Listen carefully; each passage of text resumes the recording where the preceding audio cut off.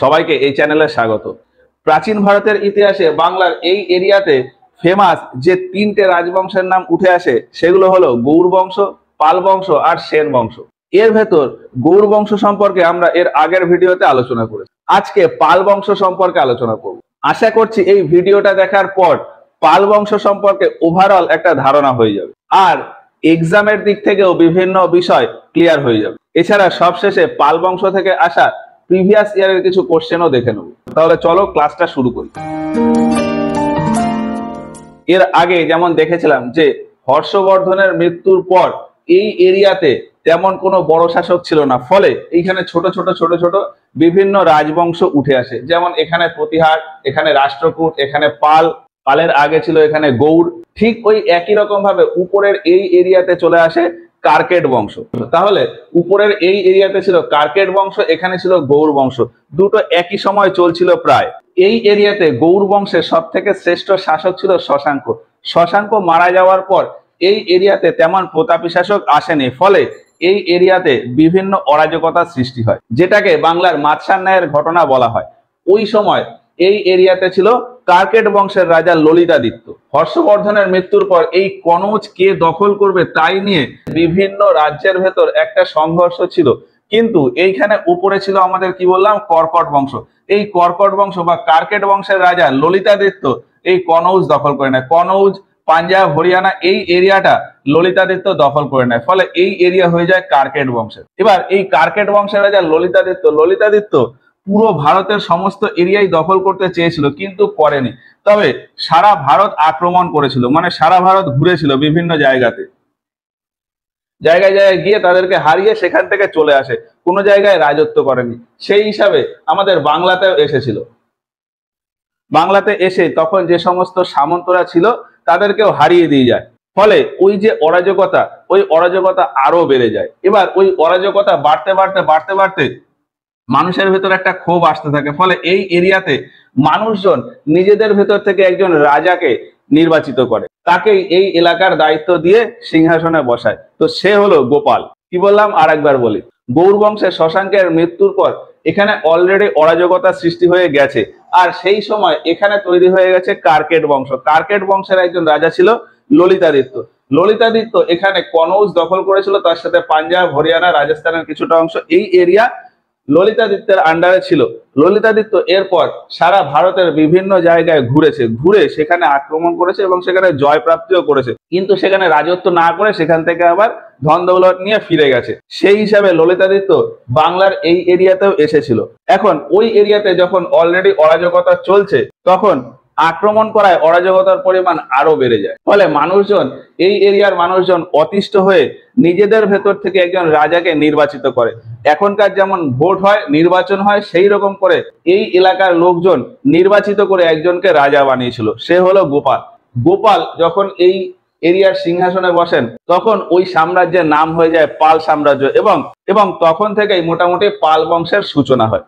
তো এই সময়টা হলো 750 খ্রিস্টাব্দ। 750 খ্রিস্টাব্দে গোপাল এখানে পাল বংশের প্রতিষ্ঠা করে, এবং গোপালকে বলা হয় যে বাংলার প্রথম নির্বাচিত রাজা। তো পাল বংশের প্রতিষ্ঠাতা এবং বাংলার প্রথম নির্বাচিত রাজা হলো গোপাল।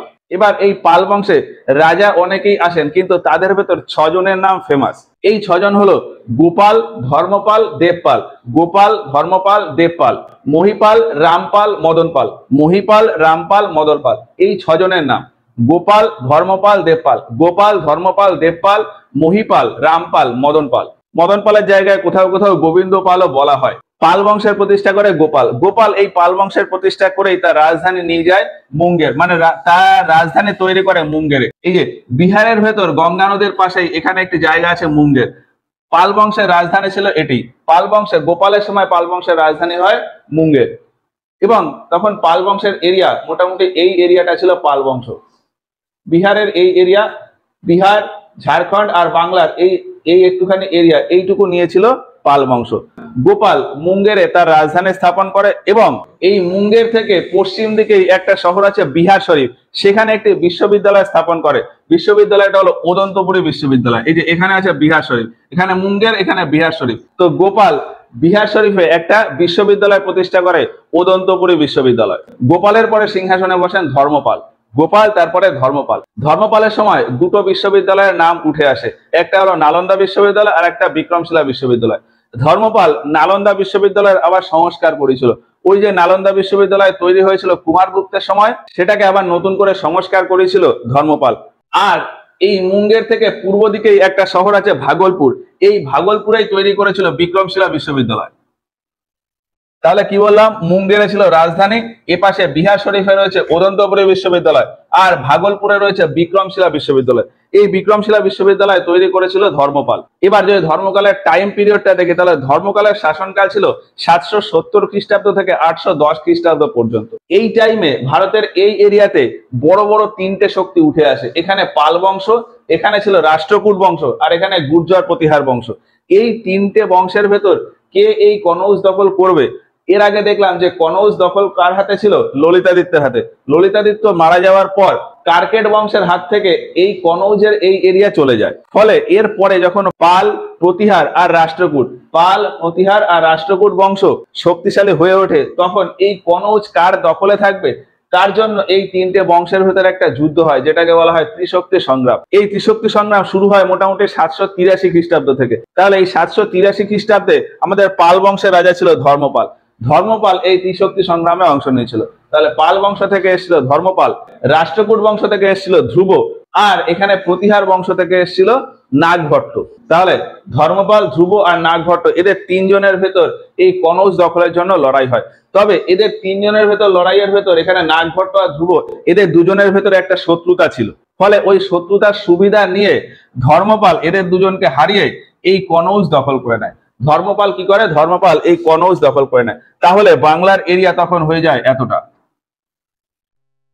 ধর্মপালের সময় বাংলার এরিয়া হয়ে যায় এতটা। এবার ধর্মপাল যখন কনৌজ দখল করে, তখন তার সেনাপতি ছিল চক্রায়ুধ। ধর্মপালের সেনাপতি ছিল চক্রায়ুধ। ধর্মপাল চক্রায়ুধকে এই কনৌজ সামলানোর দায়িত্ব দেয়। ধর্মপাল চক্রায়ুধকে এই কনৌজ সামলানোর দায়িত্ব দেয় এবং নিজে বিহারের এই এরিয়াতে থাকে। এবার এই প্রতিহার বংশে, যেমন বলেছিলাম যে এই প্রতিহার বংশে নাগভট্টের পরে রাজা হয়েছিল বৎসরাজ। বৎসরাজ এখানে চক্রায়ুধকে মেরে বা চক্রায়ুধকে হারিয়ে এই কনৌজের এরিয়া নিয়ে নেয়। তাহলে প্রতিহার বংশের সময় এই কনৌজ কার দখলে চলে আসে? বৎসরাজের দখলে চলে আসে। এবার বিহারের এই এরিয়াতে মানে পাল বংশের সময় ধর্মপালের পরে রাজা হয় দেবপাল। দেবপাল এখানে বৎসরাজকে হারিয়ে আবার কনৌজ দখল করে নেয়। তাহলে কি বললাম, প্রথমে এখানে ছিল ধর্মপাল, এখানে ধ্রুব আর এখানে নাগভট্ট। এদের তিনজনের ভেতর লড়াই হয়। সেই লড়াইতে ধর্মপাল জিতে যায় এবং কনৌজ দখল করে নেয়। তাহলে পাল সাম্রাজ্য হয়ে যায় এতটা। ধর্মপাল তার সেনাপতি ছিল চক্রায়ুধ। চক্রায়ুধকে কনৌজের দায়িত্ব দিয়ে নিজে এখানে বসে। তাহলে এইখানে রইল কে? চক্রায়ুধ। আর এই সময় প্রতিহার বংশে নাগভট্টের পরে রাজা হয় বৎসরাজ। বৎসরাজ চক্রায়ুধকে হারিয়ে তাহলে প্রতিহার বংশ হয়ে যায় এতটা। তাহলে এই এরিয়াতে এখন রয়েছে কে? বৎসরাজ। এবার এখানে ধর্মপালের পরে রাজা হয় দেবপাল। দেবপাল আবার বৎসরাজকে হারিয়ে পুনরায় আবার পাল বংশের সাম্রাজ্য এতটা করে নেয়। এবার আবারও একটা ঘটনা ঘটে। এখানে বৎসরাজের পরে রাজা হয় মিহিরভোজ। এখানে দেবপাল থাকতে থাকতে দেবপালের বয়স হয়ে যায়, মারা যায়। এবার মারা যাওয়ার পরে এই এরিয়াতে পাল বংশের যে ছিল তাকে হারিয়ে মিহিরভোজ পুরো এই এরিয়াটা নিয়ে নেয় এবং তারপর থেকে মিহিরভোজের আন্ডারে এই কনৌজের এরিয়া ছিল। এই ব্যাপারটা আশা করি বোঝা গেল। এবার এই পাল বংশের সময় মোটামুটি তিনটে ভাষার প্রচলন পাওয়া যায়: সংস্কৃত ভাষা, পালি ভাষা আর প্রাকৃত ভাষা। আর এই পাল বংশের রাজারা বৌদ্ধ ধর্ম মানতেন। ফলে এই বৌদ্ধ ধর্মের বিকাশের জন্য ধর্মপাল তার সভা থেকে দুজনকে তিব্বতে পাঠিয়েছিলেন। কাকে পাঠিয়েছিলেন? সংরক্ষিতা আর দীপঙ্কর। ধর্মপাল দুজনকে তিব্বতে পাঠিয়েছিলেন বৌদ্ধ ধর্মের আরো বিকাশের জন্য, সন্তরক্ষিতা আর দীপঙ্কর।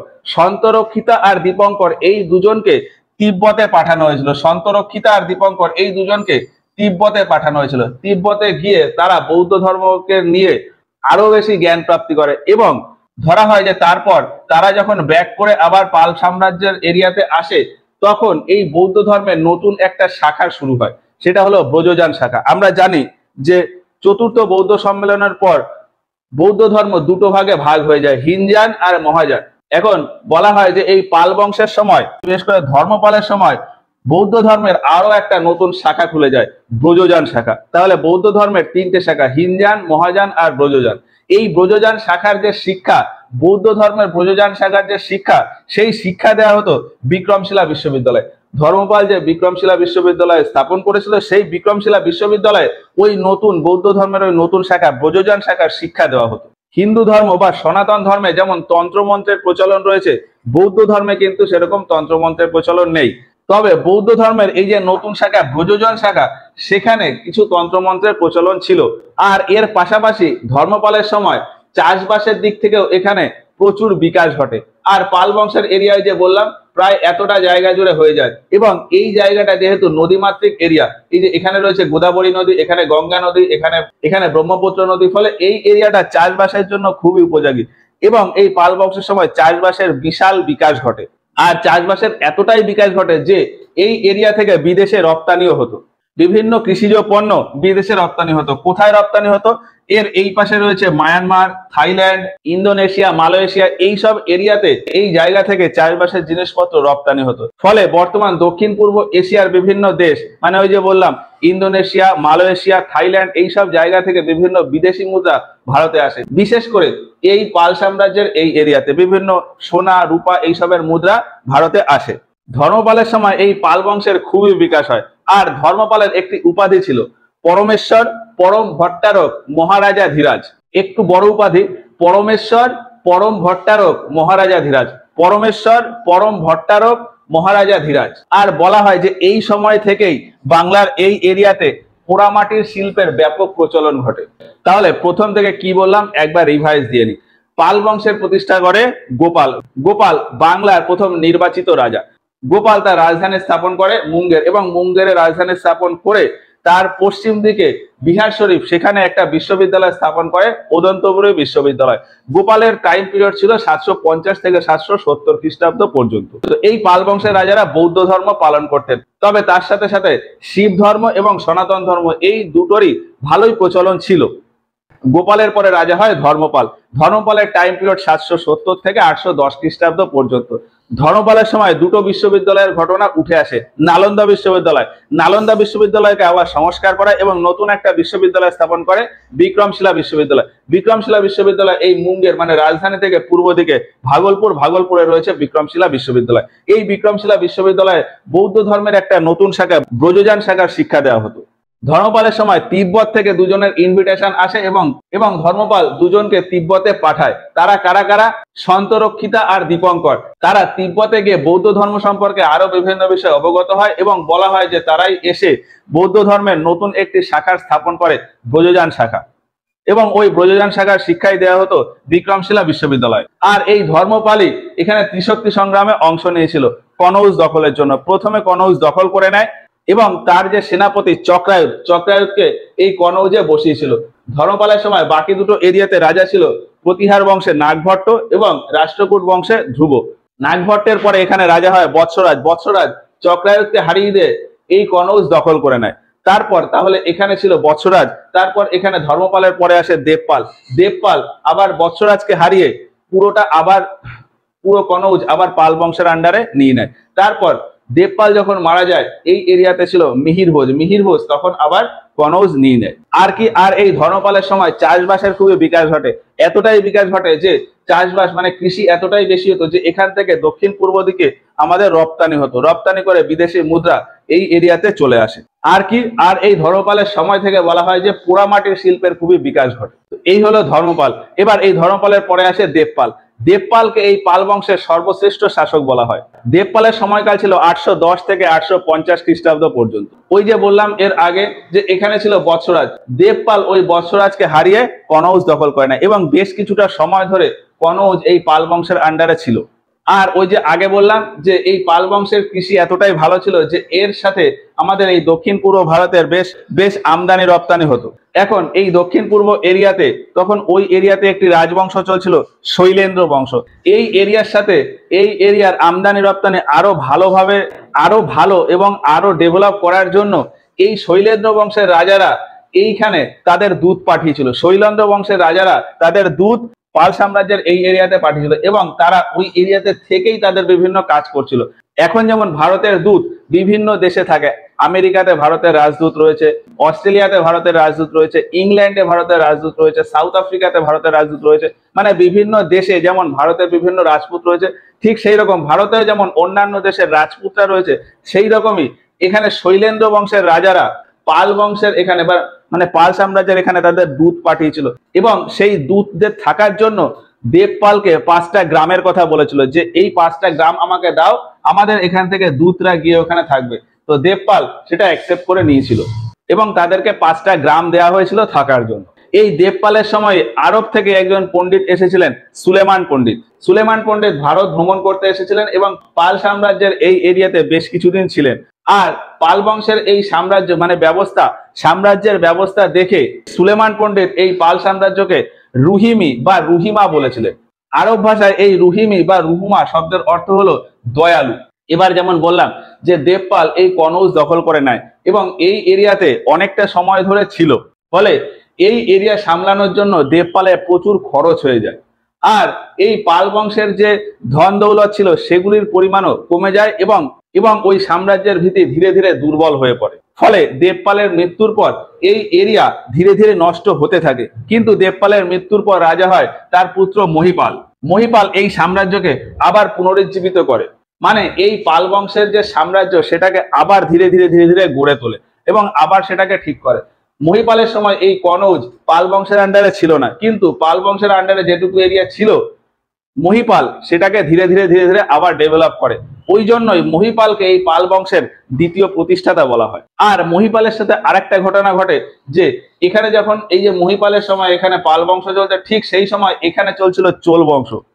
চোল বংশের রাজা ছিল রাজেন্দ্র চোল বা রাজেন্দ্র প্রথম। এই এরিয়াতে ছিল চোল বংশ। চোল বংশের রাজা ছিল রাজেন্দ্র চোল। চোল বংশ নিয়ে যখন আলোচনা করছিলাম তখন বলেছি যে রাজেন্দ্র চোল এই এরিয়া দখলের জন্য, পূর্ব ভারত এরিয়া দখলের জন্য এই এরিয়াতে এসেছিল গঙ্গা জল নেওয়ার জন্য। গঙ্গা জল নেওয়ার জন্য এখানে এসে মহিপালকে হারিয়ে দেয় এবং মহিপালকে হারিয়ে গঙ্গা জল নিয়ে একটা উপাধি নিয়েছিল গঙ্গৈকোট। তো রাজেন্দ্র চোল যেহেতু এখান থেকে গঙ্গা জল নিয়ে আবার ফিরে এসেছিল, তো মহিপাল এই এরিয়াতে ছিল। তো মহিপালের সময়ে রাজেন্দ্র চোল বাংলা আক্রমণ করেছিল। তো এই হলো মহিপাল। এবার মহিপালের পরে আসে রামপাল। রামপাল প্রথম। এই যে মহিপাল বললাম এনাকে বলা হয় মহিপাল প্রথম। মহিপাল প্রথম, তারপরে রামপাল প্রথম, তারপরে আবার দু একজনের পরে আবার আসে মহিপাল দ্বিতীয়। এখানে আমাদের একটা বিষয় আছে যে মহিপালের সময় উত্তরবঙ্গে কৈবর্ত বিদ্রোহ হয়। তো কৈবর্ত বিদ্রোহ হয় যে মহিপালের সময়, আর রাজেন্দ্র চোলের আক্রমণ হয় যে মহিপালের সময়। এই দুটো কিন্তু আলাদা, এইটা একটুখানি মাথায় রাখতে হবে যে এখানে যে মহিপাল ছিল প্রথম মহিপাল, তার সময় রাজেন্দ্র চোল আক্রমণ করে। তারপরে আরো বেশ কয়েকজন রাজার পরে আরেকজন রাজা আসে মহিপাল দ্বিতীয়। সেই মহিপাল দ্বিতীয়র সময় এখানে উত্তরবঙ্গে আমাদের কৈবর্ত বিদ্রোহ হয়। এই যে উত্তরবঙ্গের এই এরিয়াতে কৈবর্ত বিদ্রোহ হয়। কৈবর্ত বিদ্রোহ কি? এই এরিয়াতে একটা জাতি ছিল কৈবর্ত জাতি। তখনকার সময় কে কোন কাজ করে সেই হিসাবে বিভিন্ন জাতির নির্ধারণ করা হতো। তো সেই হিসাবে মাছ ধরতো, মানে ফিশারিজ যারা মাছ ধরতো তাদেরকে একটা জাতি বলা হতো কৈবর্ত জাতি। কৈবর্ত জাতিরা নর্মালি মাছ ধরতো, কিন্তু সেই সময় বৌদ্ধ ধর্মে একটা নিয়ম ছিল যে মাছ মাংস খাওয়া যাবে না বা মাছ মাংস হত্যা করা যাবে না। আবার অন্যদিকে কৈবর্তরা যেহেতু মৎস্যজীবী বা ফিশারিজ ছিল, ফলে সেই সময় এই পাল রাজারা এদের ওপর একটুখানি শোষণ করতেন এবং ধীরে ধীরে এইভাবেই এই কৈবর্তরা বিদ্রোহ করে। এই কৈবর্ত বিদ্রোহের যে নায়ক বা যে লিডার ছিল সে ছিল দিব্য।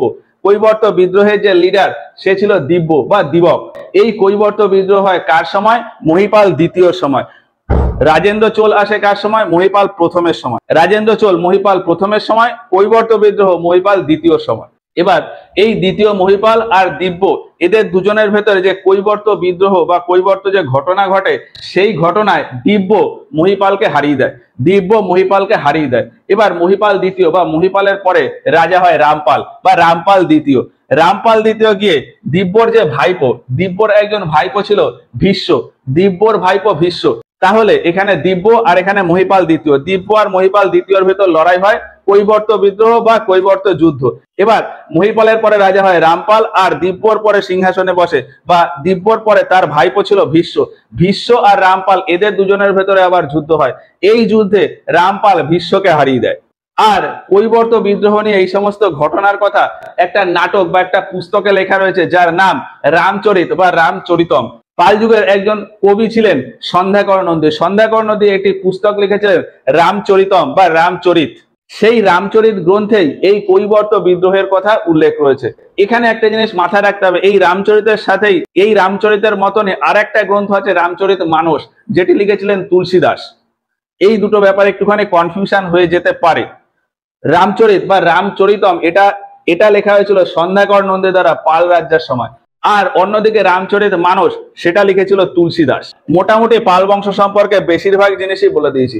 শেষ রাজা ছিল মদন পাল বা কোথাও কোথাও বলা হয় গোবিন্দ পাল। মদন পাল বা গোবিন্দ পাল, তাহলে পাল বংশের শেষ রাজা মদন পাল, কোথাও কোথাও বলা হয় গোবিন্দ পাল।